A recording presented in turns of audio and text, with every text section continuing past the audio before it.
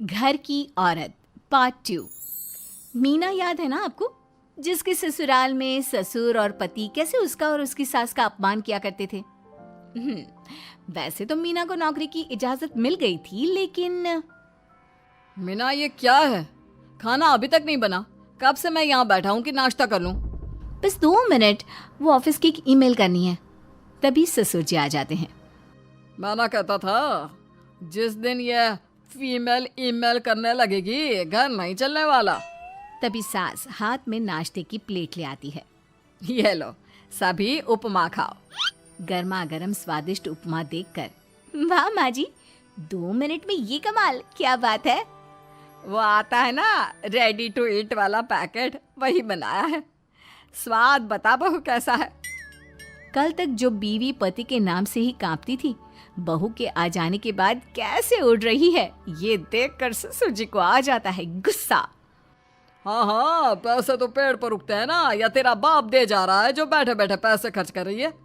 अरे जरा शरीर चला लिया कर, वरना पता है ना जब मेरा हाथ पड़ेगा तो कैसे काम करती है तू। बहू बेटे के सामने खुद का अपमान सास बर्दाश्त नहीं कर पाती और रोती हुई कमरे में चली जाती है। क्या पापा, क्या जरूरत थी माँ से ऐसे बात करने की? सुबह से कुछ नहीं खाया है, अब जब खाना आया तो रुला दिया आपने। चलिए देखते हैं माँ कहाँ गई। मेरी जूती भी ना जाए उस पागल औरत को देखने। अरे क्या गलत काम मैंने? बस यही ना कि भाई पैसे बचाओ। अरे कमाने बाहर निकले ना, तब पता चले कि कैसे हड्डी गल जाती है। बात तो सही कह रहे हैं पिताजी, माँ को तो बस पैसे उड़ाना आता है। अरे पर माँ ने तो सबके लिए नाश्ता ही बनाया था ना, कौन सा खुद के लिए गहने खरीदे थे।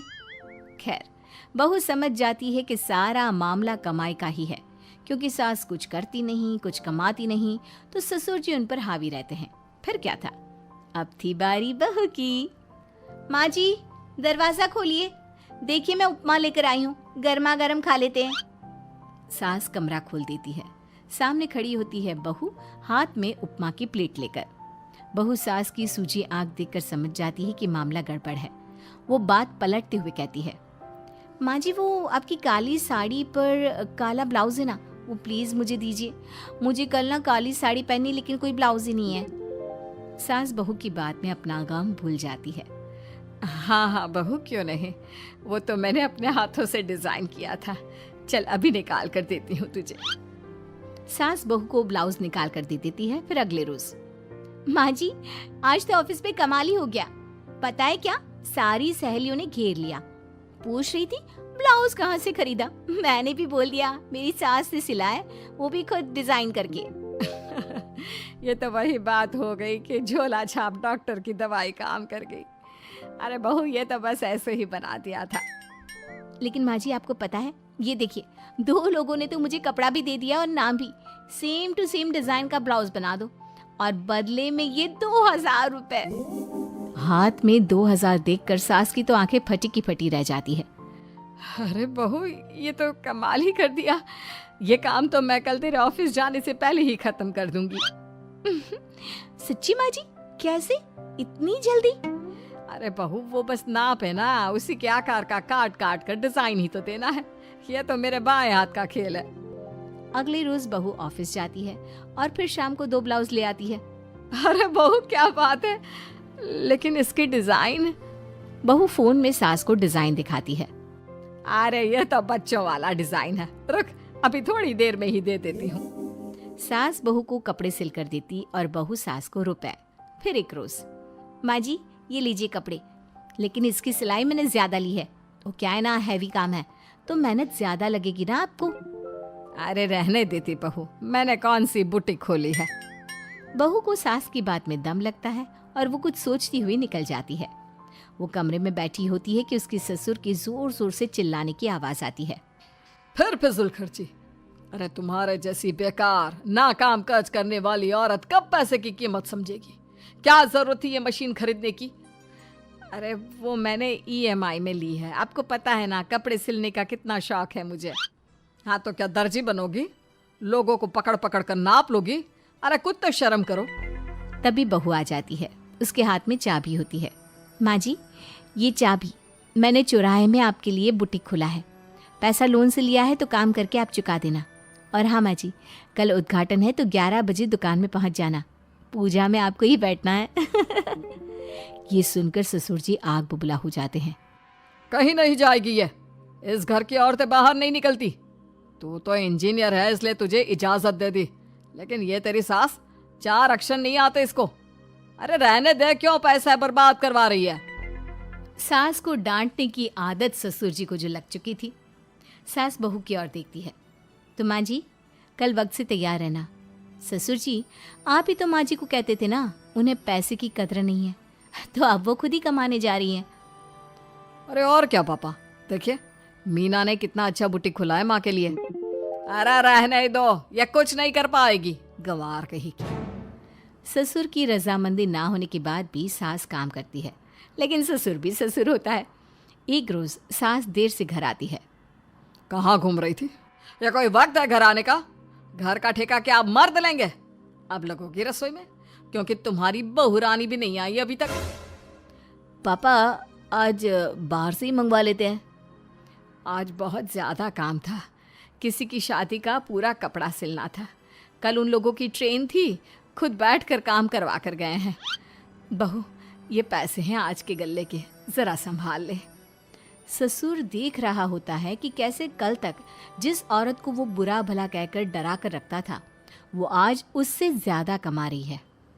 देखते हैं कितना दिन कमाती है। ससुर अब रोज़ कोई ना कोई ऐसा काम करता जिससे सास का काम बंद हो जाए।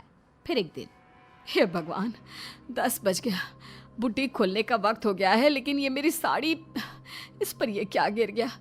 पता नहीं किसने क्या डाल दिया, अब क्या करूं?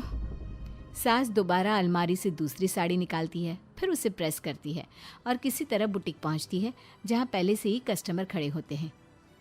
अरे क्या हो गया? लगता है काम चल गया तो मैडम के भाव बढ़ गए। पता है, इस धूप में पिछले आधे घंटे से खड़े हैं। पता होता तो वो बगल वाली शॉप में ही दे देते। अरे माफ़ करिएगा, वो क्या हुआ ना, तैयार होकर निकल ही रही थी कि साड़ी में सॉस गिर गया। दोबारा साड़ी चेंज की तो आप आई। ठीक है, लेकिन अब आ गई है तो ज़रा जल्दी से कपड़े दे दो, हमें जाना है। सास को कस्टमर की बात बुरी लगती है, लेकिन क्या करती, वो जल्दी से सभी को सारा सामान देकर विदा करती है। सारा दिन काम करती है। वो निकल ही रही थी कि एक कस्टमर आती है। जी, वो मेरी साड़ी है ना शादी की, उसका लहंगा बनवाना है। हाँ हाँ, क्यों नहीं, बनवा लो। शादी की साड़ी के साथ इमोशंस जुड़े होते हैं। बिल्कुल सही बोला आपने। परसों मेरी शादी की सालगिरह है, तो ज़रा बना देना। अरे नहीं, इतनी जल्दी कहाँ तैयार होता है शादी का लहंगा? कम से कम 4 दिन तो। देखिए, आप 2 दिनों में जितना कमाती है ना, वो मैं आपको 1 दिन में दे दूंगी। बस मेरी ये शादी की साड़ी का लहंगा बना दीजिए। सास को भी अब पैसे की लालच आ जाती है। वो सोचती है कि वैसे भी कोई अर्जेंट काम नहीं है तो वो मैनेज कर लेगी। अब ठीक है, नाप दे दीजिए। औरत नाप देकर वहाँ से चली जाती है।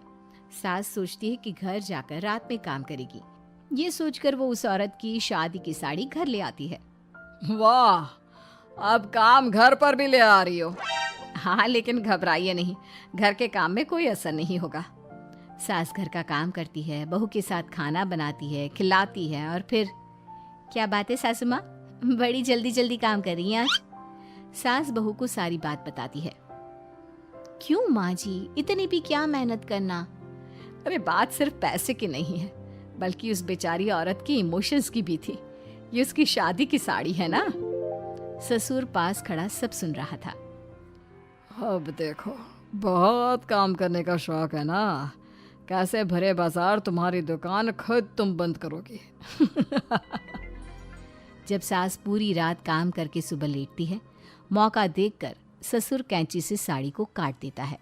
अगली सुबह, चलो, कल आधा लहंगा सिला था, आज पूरा करके शाम को ही उसे उसका लहंगा सौंप दूंगी। लेकिन ये क्या, सास जैसे ही लहंगा उठाती है, लहंगा तो फटा होता है। वहीं ससुर छुपकर सास को देख रहा था। हाय रे, ये किसने किया? ससुर छुपकर हंस रहा था। बहू देख लेती है और ससुर के पास जाती है। पिताजी, आपसे ऐसी छोटी हरकत की उम्मीद नहीं थी।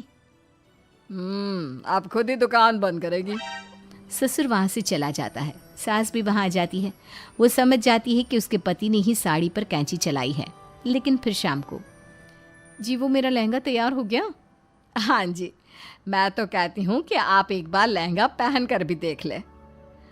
औरत लहंगा पहन कर आती है और खूब खुश हो जाती है। अरे ये लहंगा है ना अंकल जी कमाल का, आंटी जी ने बनाया है, बिल्कुल लेटेस्ट डिज़ाइन। औरत सास को ढेर सारे पैसे देकर चली जाती है। लेकिन मैंने तो ये औरतों का फैशन है, कहीं से सिल दो या कहीं से काट दो, फैशन ही होता है। चलिए शाम का खाना मेरी तरफ से, आज आपका जन्मदिन है ना, रिटर्न गिफ्ट तो बनता ही है।